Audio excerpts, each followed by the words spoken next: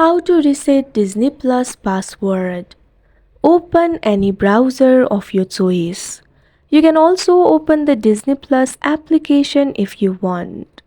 If you've opened the browser, click on the search bar. Type in www.disneyplus.com. Press enter. Once you do that, you'll be led to the official website of Disney Plus.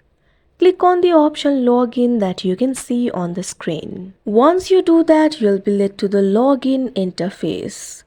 There is some unexpected error right now. But in the login interface, you'll be asked to enter your email. Enter your email and click on the option Continue. Then select the option for having trouble logging in. Or click on the option Forgot Password. Enter the 6-digit code sent to your email to verify your account. Then choose and save your new password.